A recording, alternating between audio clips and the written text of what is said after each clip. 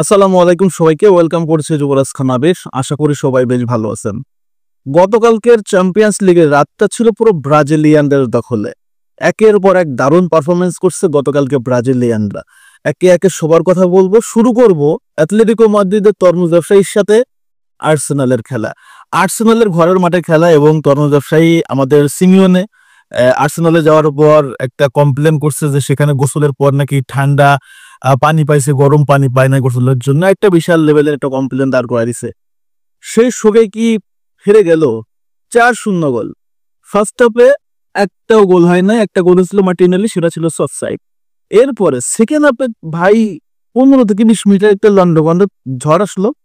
সে ঝড়ে তছনছ হয়ে গেল অ্যাটলেটিকো মাদ্রিদ, একদম পুরা কি বলে দেয় শ্মশান করে ফেললো অ্যাটলেটিকো মাদ্রিদ যে আর্সেনাল। ফার্স্ট শুরু করলো গ্যাব্রিয়েল মাগালেস। আমি গ্যাব্রিয়েল মাগালেসের গোলের কথা বল, কি পজিশন সেন্স দেখেন। আমাদের এই ব্রাজিলিয়ান সেন্টার ব্যাক যে কতটা প্রসিদ্ধ, যতটা চমৎকার ক্লিয়ার তার ডিফেন্স সলিডিটি, ততটাই ক্লিয়ার তার ফিনিশিং। ম্যাক্সিমাম ম্যাচগুলোতে আমরা দেখে যে আসলে গোল অ্যাসিস্ট করে যাচ্ছে। লাস্ট সিজনে মনে হয় 20টা গোল প্লাস করে ফেলছে।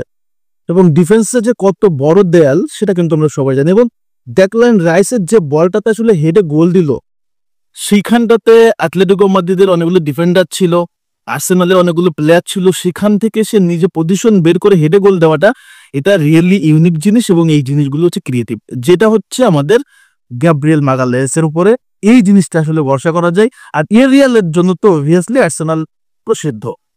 এবার আমি একটু মার্টিনেলের গোলটার কথা বলি। দেখেন ফার্স্ট হাফে মার্টিনেলের একটা চমৎকার গোল ছিল এবং সেটা কিন্তু অফসাইড এবং ক্লিয়ার অফসাইড। সেকেন্ড হাফে যে গোলটা করছে, তাকে যে পাসটা দিছে, সে পাস থেকে সে যেভাবে গোলটা করছে অনেক দূর থেকে, এবং একটা বাঁকালো শট, গোলের সম্ভাবনা থাকে বা নাও থাকে, কিন্তু সেই বলটা যখন গোল হয়ে যায়, রিয়েলি এই গোলটাকে আপনাকে অবশ্যই বলতে হবে যে ক্রেডিট ফ্রম গ্যাব্রিয়েল মার্টিনেল্লি। অসাধারণ ফিনিশিং। এখান থেকে একটা মাথা ঠান্ডা করা, যেখানে আর্সেনালের প্লেয়ার রয়েছে পেছনে, সামনে রয়েছে হচ্ছে আপনার অ্যাথলেটিকোর প্লেয়ার, গোলকিপার রয়েছে, সবাই পজিশন নিয়ে দাঁড়ায় আছে কিভাবে বলটা আটকাবে। সেখান থেকে এত চমৎকার করে বলটা ফিনিশিং করাটা, এটা খুব একটা ইজি ব্যাপার না, এবং যে কাজটা মার্টিনেলি করছে। এবং একটা জিনিস বলতে হয়, সেটা হচ্ছে মার্টিনেলি এই সিজনের জন্য আরো একটু বেশি এক্সট্রিম লেভেলের। বিশ্বকাপ ঘনিয়ে আসতেছে, ব্রাজিলের জার্সিতেও মার্টিনেলি গোল অ্যাসিস্ট পাচ্ছে এবং আর্সেনালের জার্সিতেও আমরা দেখতেছি যে গোল অ্যাসিস্ট পাচ্ছে। সো এই ভয়ঙ্কর ফ্যান্টাস্টিক মার্টিনেলিকে কিন্তু আমরা ব্রাজিল দলে আসলে চাই। এবার একটু চলে আসি সাবিনোর দিকে। অনেকদিন সাবিনোর দিকে লাইমলাইট নাই।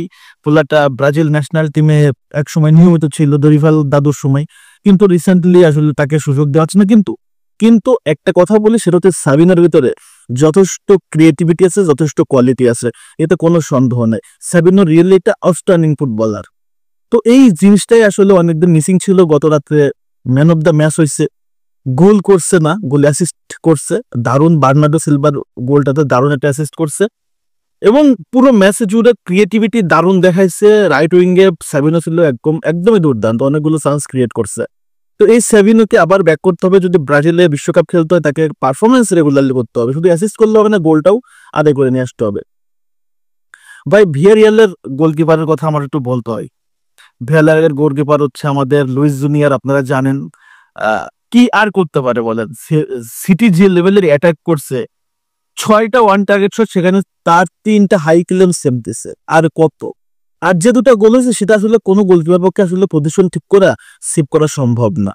বার্নার্ডো সিলভা হালান্ডের গোল, এটা সেভ করা সম্ভব না। তবে লুইস জুনিয়র আসলে একজন দারুণ গোলকিপার, কোনো সন্দেহ নাই, কোনো সন্দেহ। এবার পাপোস এফসির হয়ে একদম মাস্টার ক্লাস পারফরমেন্স করছে হচ্ছে আমাদের সে 38 বছর বয়সী, আমাদের ছোটবেলার ইমোশনাল প্লেয়ার, ইমোশনস, সেটা হচ্ছে ডেভিড লুইস। ডেভিড লুইস গত রাত্রে পারফরমেন্স করছে একদম দারুণ। 10টা ক্লিয়ারেন্স করছে ভাই, 10টা ক্লিয়ারেন্স, 4টা রিকভারি, 2টা ইন্টারসেপশন। Really brilliant. আমার কাছে মনে হয় যে ডেভিড লুইসের কথা মানুষ সবচেয়ে বেশি মনে রাখে, সে কলম্বিয়ার সাথে ফ্রি কিকে গোলটার কথা বেশি মনে পড়ে বিশ্বকাপে 2014-তে। সো ফিলিপ লুইস আসলে দুর্দান্ত, দুর্দান্ত করছে। এবং সর্বশেষ শেষ করব হচ্ছে আমাদের কার্লোস আগস্টের কথা দিয়ে।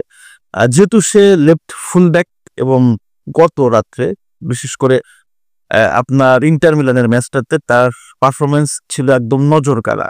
ফুল 90 মিনিট খেলছে, লেফট ব্যাকে দারুণ চান্স ক্রিয়েট করা, 4টা ক্লিয়ারেন্স করা, 3টা রিকভারি, বল ফাইনাল থার্ডে পাস করা, সবকিছু মিলাই একদম টপ নচ পারফরমেন্স করছে হচ্ছে আমাদের কার্লোস আগুয়েস্তো।